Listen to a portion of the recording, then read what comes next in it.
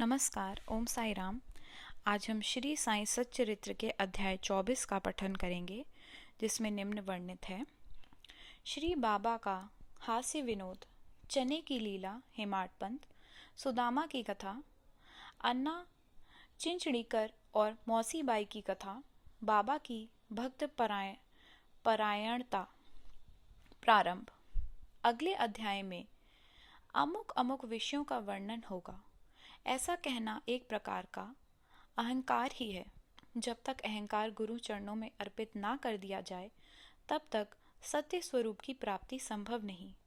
यदि हम निर्भिमान हो जाएं, तो सफलता प्राप्त होना निश्चय है। श्री साईं बाबा की भक्ति करने से ऐहिक तथा आध्यात्मिक दोनों पदार्थों की प्राप्ति होती है और हम अपने मूल प्रकृति में स्थिरता प्राप्त कर शांति और सुख के अधिकारी बन जाते हैं। अतः मुमुक्षुओं को चाहिए कि वे आदर सहित श्री साईं बाबा की लीलाओं का श्रवण कर उनका मनन करें।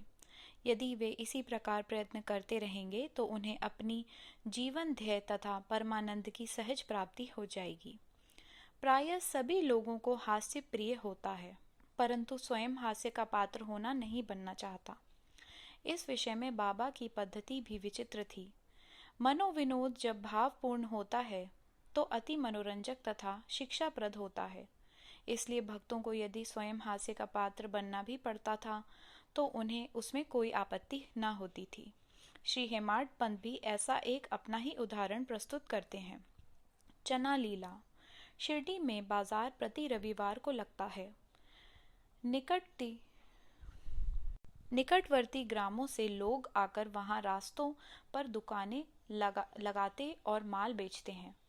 मध्याह्न के समय मस्जिद लोगों से ठसाठस भर जाया करती थी, परंतु इतवार के दिन तो लोगों की इतनी अधिक भीड़ होती कि प्रायः दम ही घुटने लगता। ऐसा ही एक रविवार के दिन श्री हेमाडपंत बाबा की चरण सेवा कर रहे थे। श्यामा बाबा के बाईं और वह वामन राव बाबा के दाहिनी ओर थे। इस अवसर पर श्रीमान बूटी साहेब और काका साहेब दीक्षित भी वहां उपस्थित थे। तब श्यामा ने हंसकर अन्ना साहिब से कहा कि देखो, तुम्हारे कोट की बाह पर कुछ चने लगे हुए से प्रतीत होते हैं। ऐसा कहकर श्यामा ने उनकी बाह स्पर्श की, जहां कुछ चने के दाने मिले। जब हेमाडपंत ने अपनी बाई कोहनी सीधी की तो चने के कुछ दाने लुढ़क कर नीचे भी गिर पड़े, जो उपस्थित लोगों ने उठाए। भक्तों को तो हास्य का विषय मिल गया और सभी आश्चर्यचकित होकर भांति भांति के अनुगम लगाने लगे, परंतु कोई भी ये ना जान सका कि ये चने के दाने वहां आए कहाँ से और इतने समय तक उसमें कैसे फंसे रहे।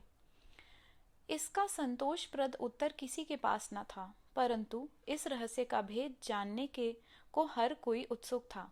तब बाबा कहने लगे कि इन महाशय अन्ना साहिब को एकांत में खाने की बुरी आदत है। आज बाजार का दिन है और ये चने चबाते हुए ही यहाँ आए हैं। मैं तो इनकी आदतों से भली भांति परिचित हूँ और ये चने मेरे कथन की सत्यता के प्रमाण हैं। इसमें आश्चर्य की बात ही क्या है। हेमाडपंत बोले कि बाबा, मुझे कभी भी एकांत में खाने की आदत नहीं है, फिर इस प्रकार मुझ पर दोषारोपण क्यों करते हैं। अभी तक मैंने शिरडी के बाजार के दर्शन भी नहीं किए तथा आज के दिन तो मैं भूल कर भी बाजार नहीं गया। तब उनके खाने की बात तो दूर है, भोजन के समय भी जो मेरे निकट होते हैं उन्हें उनका उचित भाग दिए बिना मैं कभी भोजन ग्रहण नहीं करता। बाबा, तुम्हारा कथन सत्य है, परंतु जब तुम्हारे समीप ही कोई न हो तो तुम या हम कर ही क्यों क्या सकते हैं। अच्छा बताओ, क्या भोजन करने से पूर्व तुम्हें कभी मेरी स्मृति भी आती है? क्या मैं सदैव तुम्हारे साथ नहीं हूँ?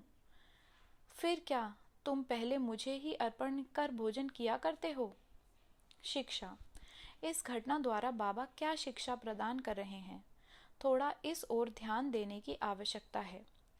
इसका सारांश यह है कि इंद्रियां, मन और बुद्धि द्वारा पदार्थों का रसास्वादन करने के पूर्व बाबा का स्मरण करना चाहिए। उनका स्मरण ही अपर्ण की एक विधि है। इंद्रियां विषय पदार्थों की चिंता किए बिना कभी नहीं रह सकती। इन पदार्थों को उपभोग से पूर्व ईश्वरोपण कर देने से उनकी आसक्ति स्वभावतः नष्ट हो जाती है। इसी प्रकार समस्त इच्छाएं, क्रोध और तृष्णा आदि कुप्रवृत्तियों को पहले ईश्वरार्पण कर गुरु की ओर मोड़ देना चाहिए। यदि इसका नित्याभास किया जाए तो परमेश्वर तुम्हारी कुवृत्तियों के दमन में सहायक होंगे। विषय के रसास्वादन के पूर्व वहाँ बाबा की उपस्थिति का ध्यान अवश्य रखना चाहिए। तब विषय उपभोग के उपयुक्त है या नहीं, ये प्रश्न उपस्थित हो जाएगा और आचरण में सुधार होगा। इसके फलस्वरूप गुरु प्रेम में वृद्धि होकर शुद्ध ज्ञान की प्राप्ति होगी। जब इस प्रकार ज्ञान की वृद्धि होती हेतु देहिक बुद्धि नष्ट हो चैतन्य घन में लीन हो जाती है। वस्तुतः गुरु और ईश्वर में कोई पृथकत्व नहीं है, और जो उन्हें भिन्न समझते हैं वह तो निरा अज्ञानी है तथा उसे ईश्वर दर्शन होना भी दुर्लभ है। इसलिए समस्त भेदभाव को भूलकर गुरु और ईश्वर को अभिन्न समझना चाहिए। इस प्रकार गुरु सेवा करने से ईश्वर कृपा प्राप्त होना निश्चित ही है, और तभी वे हमारा चित्त शुद्ध कर हमें आत्मानुभूति प्रदान करेंगे। सारांश यह है कि ईश्वर और गुरु को पहले अर्पण किए बिना हमें किसी भी इंद्रिय ग्राह्य विषय का रसास्वादन न करना चाहिए। इस प्रकार अभ्यास करने से भक्ति में उत्तरोत्तर वृद्धि होती है। फिर श्री साईं बाबा की मनोहर सुगम मूर्ति सदैव आंखों के सम्मुख रहेगी, जिससे भक्ति, वैराग्य और मोक्ष की प्राप्ति हो जाएगी। ध्यान प्रगाढ़ होने से क्षुधा और संसार के अस्तित्व की विस्मृति हो जाएगी और सांसारिक विषयों का आकर्षण स्वतः नष्ट होकर चित्त को सुख और शांति प्राप्त होगी। सुदामा की कथा। उपर्युक्त घटना का वर्णन करते करते हेमाड पंत को इसी प्रकार की सुदामा की कथा याद आई, जो ऊपर वर्णित नियमों की पुष्टि करती है। श्री कृष्ण अपने ज्येष्ठ भ्राता बलराम तथा अपने सहपाठी सुदामा के साथ सांदीपनी ऋषि के आश्रम में रहकर विद्याध्ययन किया करते हैं। एक बार कृष्ण और बलराम लकड़ियां लाने के लिए वन गए। सांदीपनी ऋषि की पत्नी ने सुदामा को भी उसी कार्य के निमित्त वन भेजा तथा तीनों विद्यार्थियों के खाने को कुछ चने भी उन्होंने सुदामा के द्वारा भेजे।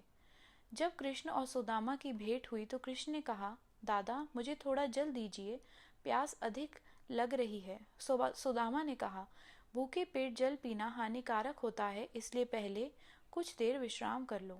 सुदामा ने चने के संबंध में ना कोई चर्चा की और ना कृष्ण को उनका भाग ही दिया। कृष्ण थके हुए थे ही, इसलिए सुदामा की गोद में अपना सिर रखते ही वे प्रगाढ़ निद्रा में निमग्न हो गए। तभी सुदामा ने अवसर पाकर चने चबाना प्रारंभ कर दिया। इसी बीच में अचानक कर कृष्ण पूछ बैठे कि दादा तुम क्या खा रहे हो और ये कड़कड़ की ध्वनि कैसे हो रही है। सुदामा ने उत्तर दिया कि यहाँ खाने को है ही क्या, मैं तो शीत से काँप रहा हूँ और इसलिए मेरे दांत कड़कड़ बज रहे हैं। देखो तो मैं अच्छी तरह से विष्णु सहस्त्र नाम भी उच्चारण नहीं कर पा रहा हूँ। ये सुनकर अंतर्यामी कृष्ण ने कहा कि दादा मैंने अभी स्वप्न में देखा कि एक व्यक्ति दूसरे की वस्तुएं खा रहा है। जब उससे इस विषय में प्रश्न किया गया तो उसने उत्तर दिया कि मैं खाक खा रहा हूँ। तब प्रश्नकर्ता ने कहा, ऐसा ही हो एवमस्तु। दादा ये केवल स्वप्न था। मुझे तो ज्ञात है कि तुम मेरे बिना अन्न का दाना भी ग्रहण नहीं करते, परंतु श्रम के वशीभूत होकर मैंने तुमसे ऐसा प्रश्न किया था। यदि सुदामा किंचित मात्र भी कृष्ण की सर्वज्ञता से परिचित होते तो वे इस भांति आचरण कभी न करते। श्री कृष्ण के लंगोटिया मित्र होते हुए भी सुदामा को अपना शेष जीवन दरिद्रता में व्यतीत करना पड़ा, परंतु केवल एक ही मुट्ठी रूखा चावल जो उनकी स्त्री सुशीला ने अत्यंत परिश्रम से उपार्जित किए थे, भेंट करने पर श्री कृष्ण बहुत प्रसन्न हो गए और उन्हें उसके बदले में सुवर्ण नगरी प्रदान कर दी। जो दूसरों को दिए बिना एकांत में खाते हैं, उन्हें इस कथा को सदैव स्मरण रखना चाहिए। श्रुति भी इस मत का प्रतिपादन करती है कि प्रथम ईश्वर को ही अर्पण करें, तथा उच्छिष्ट हो जाने के उपरांत ही उसे ग्रहण करे। यही शिक्षा बाबा ने हास्य के रूप में दी है। अण्णा चिंचणीकर और मौसीबाई। अब श्री हेमाड पंत एक दूसरी हास्यपूर्ण कथा का वर्णन करते हैं जिसमें बाबा ने शांति स्थापन का कार्य किया है। दामोदर घनश्याम बाबरे उपनाम अण्णा चिंचणीकर बाबा के भक्त थे। वे सरल, सुदृढ़ और निर्भीक प्रकृति के व्यक्ति थे। वे निडरता पूर्वक स्पष्ट भाषण करते और व्यवहार में सदैव नगण्य नारायण से थे। यद्यपि व्यवहारिक दृष्टि से वे रूखे और असहिष्णु प्रतीत होते थे, परंतु अंतःकरण से कपटहीन और व्यवहार कुशल थे। इसी कारण बाबा उन्हें विशेष प्रेम करते थे। सभी भक्त अपनी अपनी इच्छानुसार बाबा के अंग अंग को दबा रहे थे। बाबा का हाथ कठड़े पर रखा हुआ था। दूसरी ओर एक वृद्ध विधवा उनकी सेवा कर रही थी, जिनका नाम वेणुबाई कौजलगी था। बाबा उन्हें माँ शब्द से संबोधित करते तथा अन्य लोग उन्हें मौसीबाई कहते थे। वे एक शुद्ध हृदय की वृद्ध महिला थी। वे उस समय दोनों हाथों की उंगलियां मिलाकर बाबा के शरीर को मसल रही थी। जब वे बलपूर्वक उनका पेट दबाती तो पेट और पीठ का प्रायः एकीकरण हो जाता था। बाबा भी इस दबाव के कारण यहाँ वहाँ सरक रहे थे। अण्णा दूसरी ओर सेवा में व्यस्त थे। मौसीबाई का सिर हाथों की परिचालन क्रिया के साथ नीचे ऊपर हो रहा था।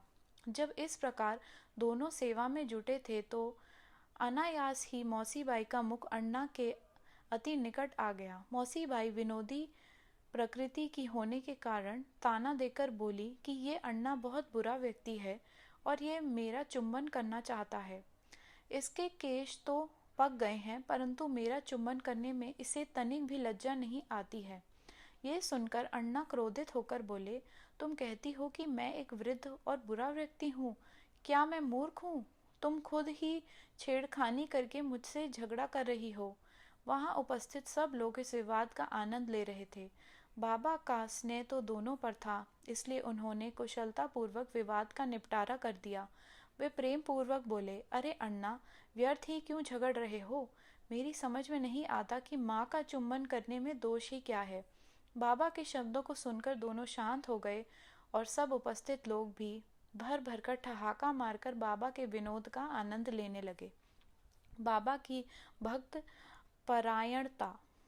बाबा भक्तों को उनकी इच्छानुसार ही सेवा करने दिया करते थे और इस विषय में किसी प्रकार का हस्तक्षेप होना उन्हें सहन न था।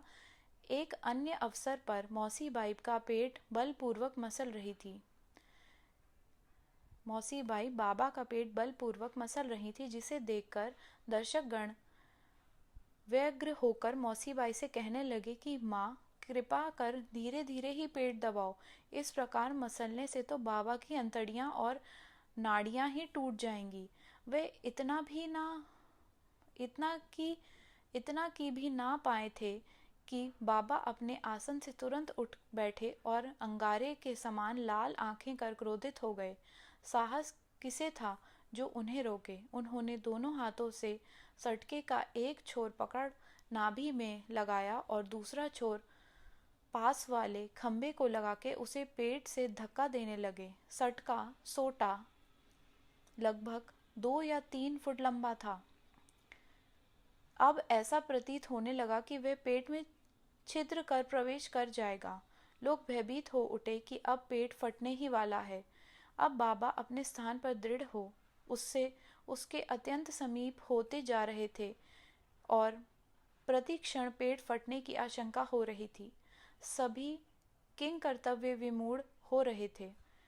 वे आश्चर्यचकित और भयभीत हो ऐसे खड़े थे मानो गूंगे का समुदाय हो। यथार्थ में भक्तगण का संकेत मौसीबाई को केवल इतना ही था कि वे सहज रीति से सेवा सुश्रुता करें। किसी की इच्छा बाबा को कष्ट पहुंचाने की न थी। भक्तों ने तो ये कार्य केवल सद्भावना से प्रेरित होकर ही किया था, परंतु बाबा तो अपने कार्य में किसी का हस्तक्षेप कण मात्र भी न होने दिया करते थे। भक्तों को आश्चर्य हो रहा था कि शुभ भावना से प्रेरित कार्य दुर्गति में परिणाम हो गया और वे केवल दर्शक बने रहने के अतिरिक्त कर ही क्या सकते थे। भाग्यवश बाबा का क्रोध शांत हो गया और सटका छोड़कर वे पुनः आसन पर विराजमान हो गए। इस घटना से भक्तों ने शिक्षा ग्रहण की कि अब दूसरों के कार्य में कभी भी हस्तक्षेप ना करेंगे और सबको उनकी इच्छानुसार ही बाबा की सेवा करने देंगे। केवल बाबा ही सेवा का मूल्य आंकने में समर्थ थे। श्री सद्गुरु साईनाथ अर्पणमस्तु। शुभम भवतु। नमस्कार। ओम साई राम।